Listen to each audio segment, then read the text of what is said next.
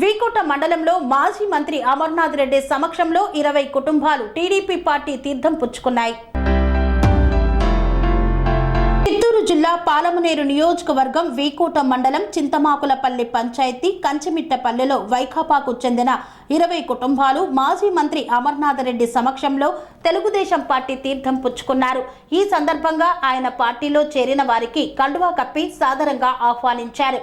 అనంతరం మాట్లాడుతూ రాష్ట్రంలో నెలకొన్న పరిస్థితులను ఆయన వివరిస్తూ యువత రాజకీయాల్లోకి రావాలని పిలుపునిచ్చారు. ఈ కార్యక్రమంలో మండల పార్టీ అధ్యక్షులు రంగనాథ్, సీనియర్ నాయకులు రామచంద్ర నాయుడు, ప్రధాన కార్యదర్శి ఈశ్వర్ గౌడ్, సీనియర్ నాయకులు రాంబాబు, ధీరజ్ తదితరులు పాల్గొన్నారు.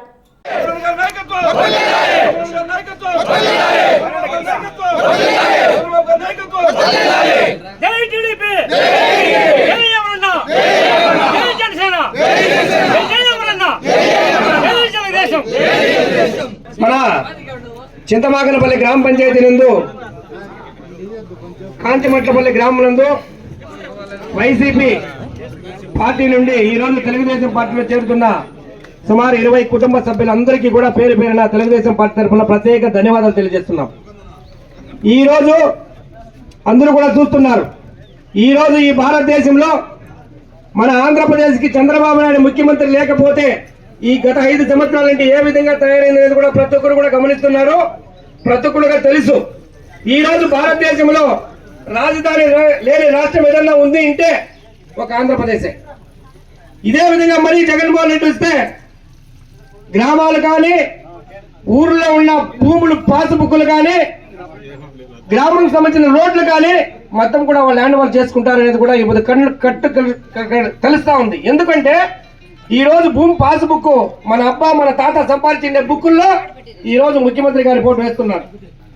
బ్యాంకులో లోన్ చేస్తే నేను చేస్తే నేను తీర్చిపోతే నా కొడుకు కట్టాలా. ఈ రోజు ఆ లోన్ తీసుకొని నువ్వు ₹1,00,000 తీసుకుంటే లోను జగన్మోహన్ రెడ్డి గారు ఆ బుక్ పెట్టి మళ్ళీ ఇంకో ₹1,00,000 తీసుకుంటాడు, 2 లక్షలు అవుతుంది. ఆపోతే ఎవరు కట్టాలా? కట్టాల్సింది మనమే.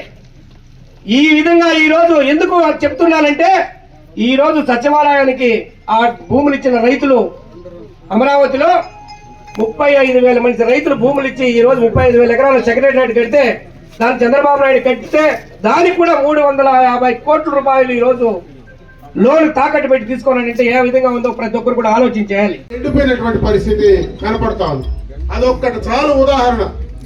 ఈయన ఆలోచన విధానానికి, ఈ ప్రాంత ప్రజలపైన ఆయనకు ఉన్నటువంటి ప్రేమకు నిజంగా ఆయన చిత్తశుద్ధి ఉంటే ఆ రోజే ఎన్నికలైన తర్వాత 1 నెలలోనో సంవత్సరంలోనో 6 నెలల్లోనో నీళ్లు తీసుకొచ్చేటువంటి పరిస్థితి ఉండేది. దానికి నీళ్లు రావాలంటే పోలవరం కంప్లీట్ చేయాలి. చంద్రబాబు నాయుడు గారు ముఖ్యమంత్రిగా ఉండేటప్పుడు ప్రతి సోమవారం, నేను కూడా మంత్రిగా ఆయన దగ్గర ఉంటే ప్రతి సోమవారం పోలవరం డే అని పెట్టి ప్రతి సోమవారం దానిపై రివ్యూ చేసేవాడు. దాదాపు 70% పనులు కంప్లీట్ చేశాడు. ఆ పోలవరం కంప్లీట్ చేస్తే మనకు వీకోటకో కుప్పానికో నీళ్లు వస్తాయి. ఈరోజు దాన్ని పూర్తిగా మరుగున పడేశాడు. దాని ఉండేటువంటి ఎత్తును తగ్గించాడు. అంటే అతనికి అభివృద్ధి పైన ఏమాత్రం సీరియస్నెస్ కానీ ఆలోచన కానీ లేదు. అతనికి దేనిపైన ఆలోచన లేదు.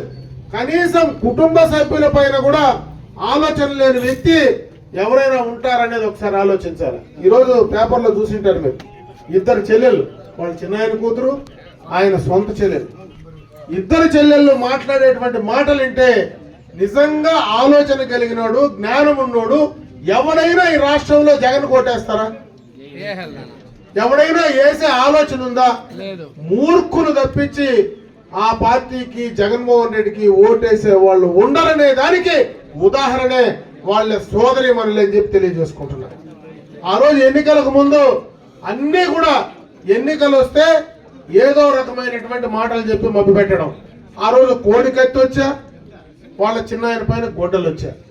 ఆ రెండింటిని పెట్టుకొని ఎన్నికలకు పోయినటువంటి వ్యక్తి ఈ 4.5 సంవత్సరంలో కనీసం సొంత చిన్నాయన పైన మర్డర్ జరిగితే, హత్య జరిగితే దాన్ని గురించి ఆలోచించలేనటువంటి వ్యక్తి దానికి చేసినటువంటి హంతకుల్ని కాపాడే ప్రయత్నం చేస్తున్నాడని సొంత సోదరి చెల్లెళ్ళు ఆయన పైన చెప్తా ఉంటే దానిపైన ఆయనకు ఆలోచన లేని వ్యక్తి ఈ రాష్ట్రం పైన నా అక్కలు, నా చెల్లెళ్ళు, నా బీసీలు, నా ఎస్సీలు, నా ఎస్టీలు అని మాట్లాడితే అతను మాట్లాడుతూ ఉంటే నవ్వాలనో ఏడవాలో తెలియదు. నిజంగా ఏడుస్తా ఉన్నాడా నవ్వుతా ఉన్నాడా తెలియనటువంటి పరిస్థితి జగన్మోహన్ రెడ్డి ముఖంలోనే ఉంటుంది.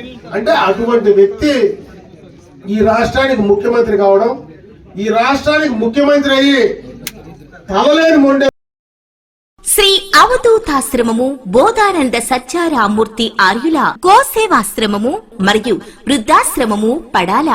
ఆశ్రమములో గోసేవ, గోవుల దానము స్వీకరించుట, మీ నవగ్రహ దోషములు పోవుటకు గోపూజ చేయబడును. మూలికా వైద్యము, గోపంచగవ్య వైద్యము చేయబడును.